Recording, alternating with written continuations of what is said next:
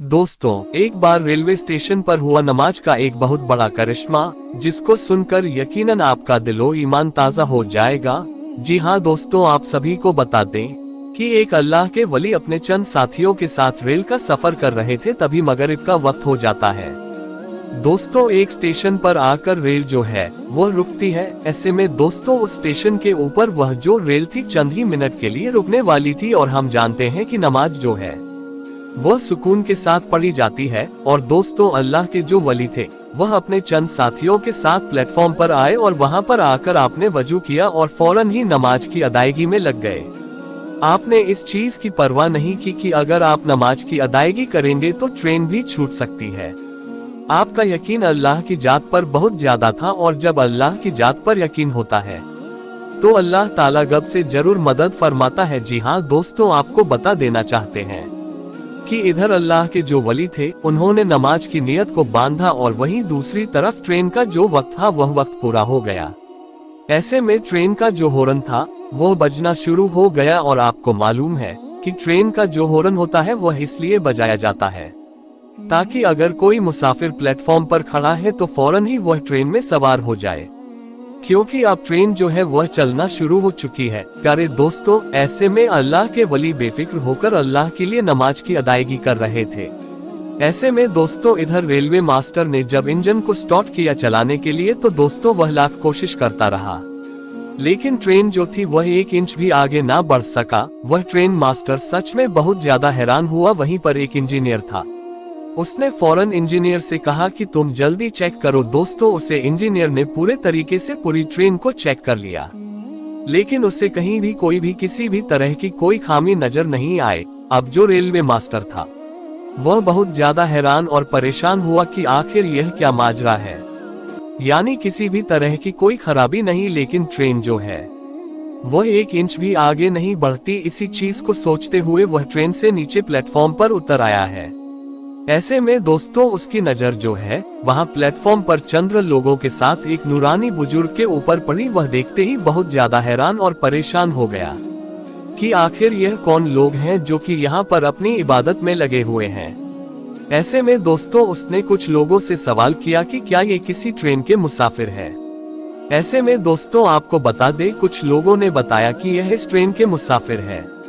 ये नमाज पढ़ने के लिए इस रेलवे स्टेशन पर उतरे हैं, और यह इस वक्त अल्लाह को राजी कर रहे हैं, नमाज की अदायगी कर रहे हैं। दोस्तों, वह जो स्टेशन मास्टर था वह समझ चुका था कि आखिर ट्रेन क्यों आगे नहीं बढ़ रही। दोस्तों, यह अल्लाह के वली की करामात थी, या इसे आप अल्लाह की कुदरत का करिश्मा कहें। दोस्तों, कई लोग ये भी सोचते हैं कि करामत अलग होती है और मौजज़ा अलग होता है, या फिर करिश्मा अलग होता है। तो मैं आपको बता देना चाहता हूँ कि यह तमाम चीज जो है अल्लाह की कुदरत में ही मानी जाती है। जी हाँ, नबी जो होते हैं वह मौजज़ा दिखाते हैं, लेकिन वह भी अल्लाह की कुदरत ही होती है, और जो वाली होते हैं वह करामत दिखाते हैं, और वह भी अल्लाह की कुदरत ही होती है, लेकिन उनके नाम अलग अलग कर दिए गए ताकि वजह हो सके कि जो नबी दिखाते हैं उसे हम मौजज़ा कहे, और जो अल्लाह के वली दिखाते हैं उसे हम करामत कह सके। दोनों में यह फर्क आ सके कि दोनों जो है उनके मुकाम में काफी ज्यादा फर्क है। प्यारे दोस्तों, रेलवे मास्टर जो था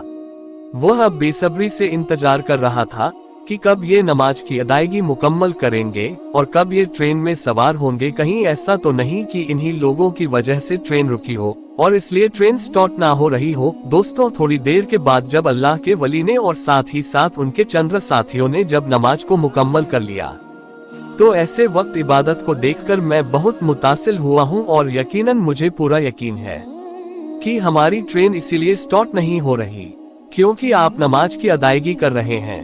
इसलिए आप जल्द से जल्द ट्रेन में सवार हो जाए। मुझे यकीन है कि आपके कदम रखते ही ट्रेन जो है वह चलना स्टार्ट हो जाएगी। और दोस्तों, यकीनन यही हुआ जैसे ही उन्होंने अपने कदम मुबारक ट्रेन के ऊपर रखे हैं।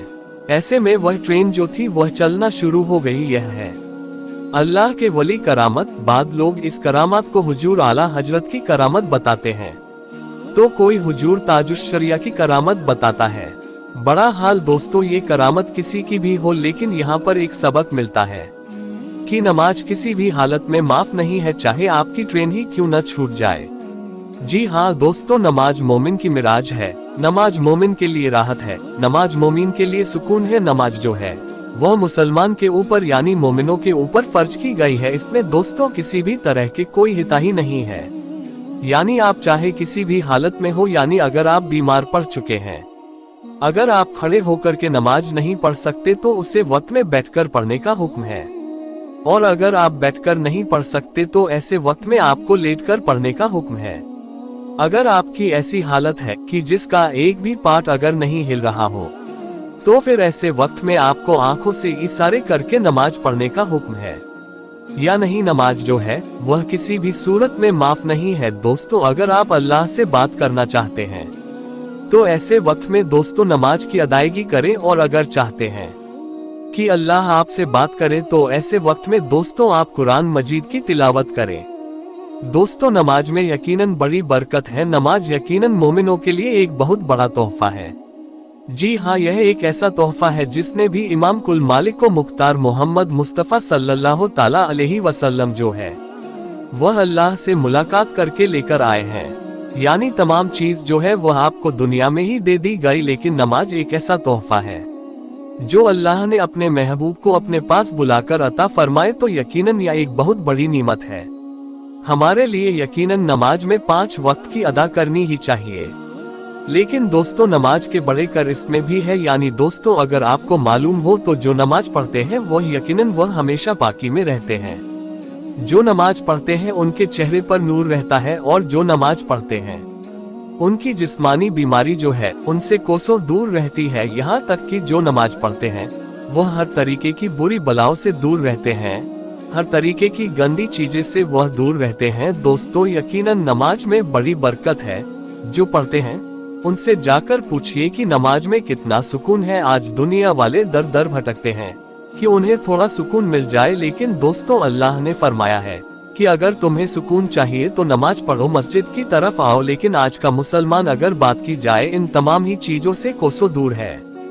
दोस्तों यह वीडियो अगर आपको अच्छी लगी है तो वीडियो को एक लाइक करके चैनल को सब्सक्राइब कर लीजिएगा। मिलते हैं हम अगले वीडियो में, तब तक के लिए आप अपना बहुत सारा ख्याल रखिएगा। Thanks for watching.